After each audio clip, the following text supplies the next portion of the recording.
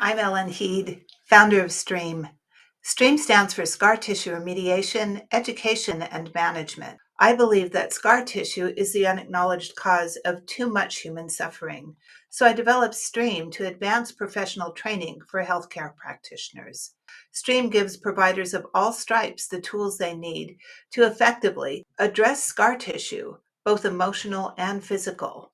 When unacknowledged scars no longer hold us back, there's no stopping us. So, what are the results of STREAM? What I notice is a genuine amplification of human potential and behavioral bias towards manifestation of your dreams. That's a big claim, but this is what I see over and over with my students and the people that they work with every day. In this clip, I interview Rowan TwoSisters, a certified STREAM practitioner, graduate, and midwife, now working as a scar and pelvic hair specialist in Houston, Texas. The name of this clip is Imposter Syndrome, Gone for Good.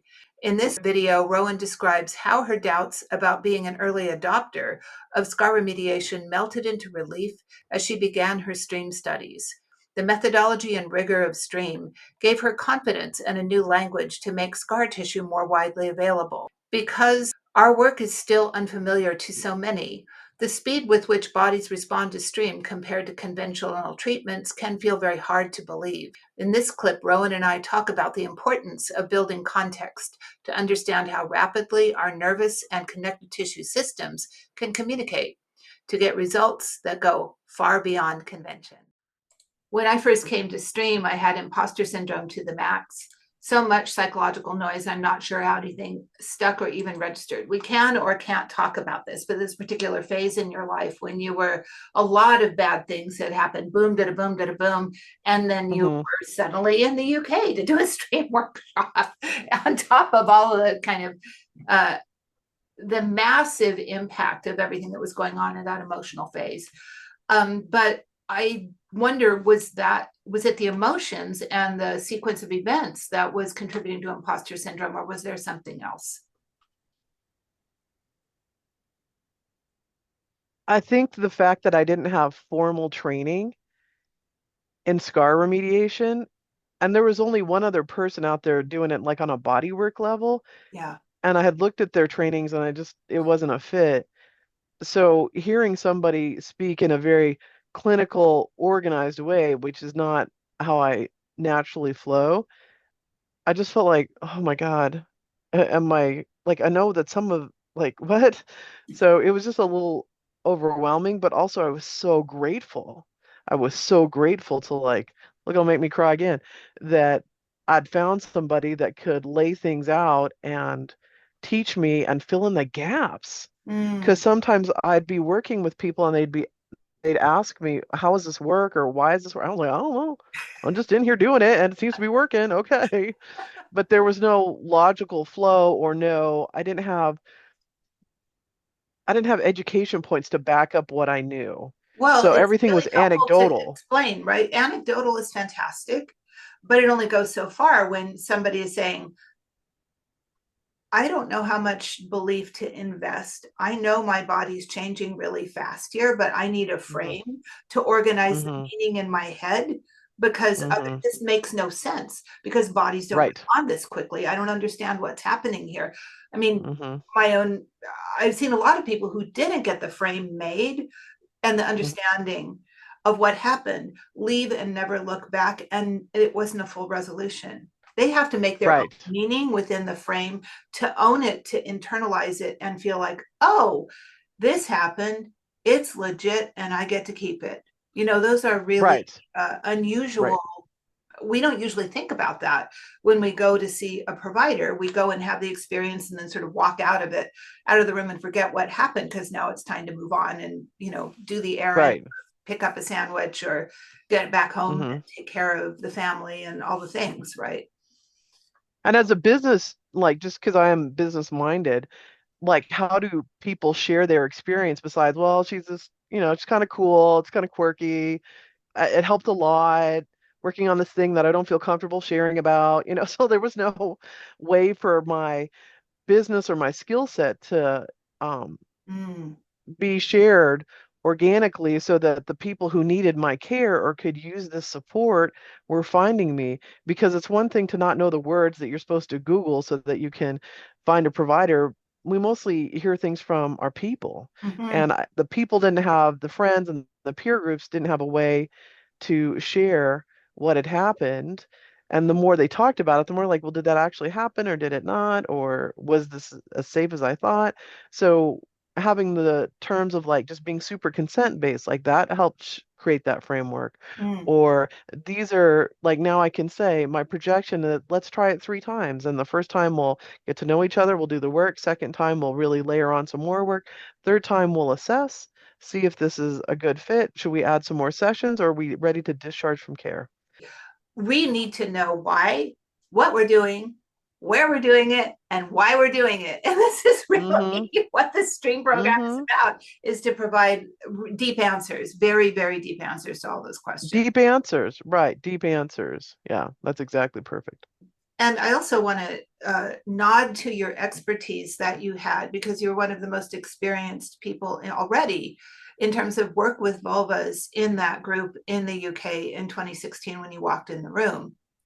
You Mm, had done a lot of work, and mm-hmm. you weren't in midwifery school yet, or you're just beginning midwifery school. Is that true? Just, I was 6 months into a 3-year process. Uh-huh. Uh-huh. Okay, Hmm. cool. All right. But I was recruited. I had wanted to be a midwife, or my journey to midwifery is convoluted, but ultimately, the style of midwife I am, you have to find a teacher. And nobody would pick me up as a teacher because they were afraid of like my otherness. But a woman who was married to an evangelical pastor said, "Yes, I will be your preceptor," because she saw what I did with scar work. Really? So Scar was the key that turned the lock that got you a preceptor. Exactly. That's awesome. Yeah. Fantastic. Because God knows when midwives learn about scar tissue, it has the potential. I believe this is true. You'll tell me, is it true that they can double their practice? Hmm. Mm-hmm. Hmm. And you know what? Maybe not double your practice, but you're going to cut your transfers in half, and that will double your practice. I've had 5 midwives in the Hmm. stream program so far, and they're not looking for more they're not looking to catch more babies. When if they're looking at stream, they're not looking to catch more babies. They're like, what can I do besides catch babies that will be Hmm. adjunct and next door, where I can take these people whose bodies I know and whose births I know, and then help them to the next place Hmm. as a result of their birth outcome. Because even the Right. best midwives, tearing happens. It's just statistically, Hmm. it has to do with being a human being. It has to do with Hmm. the size of the baby's head and the size of the pelvic outlet. What midwives need, because we're exhausted, our nervous system is like, whatever, but we want a straightforward birth that when we bring our equipment in, we have enough time to get vital signs and get things set up, and it's time to have a baby. And when there is scar tissue on the pelvic floor or on the cervix or anything like that, or just scar tissue abdominally, that is not as straightforward. So we want births that are straightforward and everybody's happy at the end.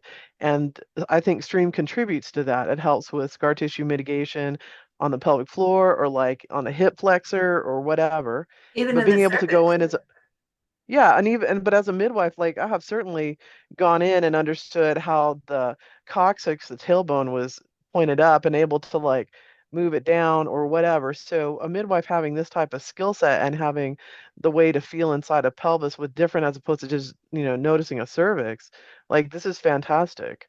And that creates less drawn out, using all your resources bursts. And that's what we all want. We want those short, effective, efficient bursts where we're leaving, everybody's happy. Not these 3-day marathons where everybody's exhausted and should we transfer, should we not, and all this business. We just want easy peasy, and I think Stream contributes to that.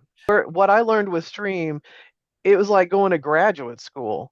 Like I was able to take my rudimentary sets, or I'm not rudimentary, but I was able to organize my skills and my process so that it was much more effective. Mm-hmm. That's what Stream did for me. And sometimes I was like, what? What are you talking about? Oh, okay. And then I tried it. It's like, okay. And then some things I had been already doing, but I was able to polish those skills. So Stream was my like graduate level course to scar tissue remediation. And I do want to say now that like even when I'm in Marfa right now, and so I was driving out here and a midwife called me that she had referred a patient on Saturday that had her baby, that woman's cervix prolapse, and then had a shoulder dystocia on the cervix. So she, like a lot of midwives have their people come see me before they have a baby if they've had a complicated past birth to assess and problem solve. Mm-hmm. So Mm-hmm. like that might be something that people who are midwives are thinking in this community, how can I work more in birth or postpartum? In birth, if you're the person that there's been something, hinky in the past, people come see you. I'm hearing that Like from I a do that lot a of lot. people, a lot of midwives in Yeah. stream right now, that suddenly people in their group practices are all referring to them because they Mm-hmm. have solutions around scar tissue, and scar tissue is so a constant Mm-hmm. in a constant attendant to birth outcomes for so many people. Mm-hmm. Finally, I feel like it just makes me so happy because stream is entering into the zeitgeist as Mm-hmm. utilitarian, and as you continue to publish your books, more Mm-hmm. and more people become aware, and then that's Mm-hmm. going to bring it out there. That just makes it's brilliant. So happy. It's great. All right, let's continue. So now Okay. conventional pelvic work. I love this so much. The language. I was talking to my partner. He's like, gift shop? What gift shop? I'm like, oh, honey. Okay. So just to remind you, do you know how I came up with that? No, Okay. So do you know who Banksy is? of course. Yes. Exit Okay. gift shop. That's exactly where it is. People are like, fuck, why did I have this baby? I was like, I don't know what to tell you, but it has to exit through the gift shop. So here we go. That's so good. Oh my God, Rowan. If that doesn't get a giggle out of somebody, even when they're in the throes of labor, right? Which is going to Yeah. change their ANS, which is going to relax their cervix and allow the baby to come. Right. I use a lot of humor in my like I think sometimes people think I'm undereducated because I'm so funny. I'm a funny woman. You're too Um, funny to but be smart. No way. You're smart. You're funny because you're smart. Because you're really smart. Mhm. Yeah. So that's how we came up with the gift shop analogy. And I think because I don't want to not use anatomical terms, but I also work with a large amount of folks who are trans or have dysmorphia or whatever. And like, I just want to use something that's kind of soft and kind of funny. And I have like a little spiel that I say, and I always say, just because we send out the invitations, we don't have to walk down the aisle, okay?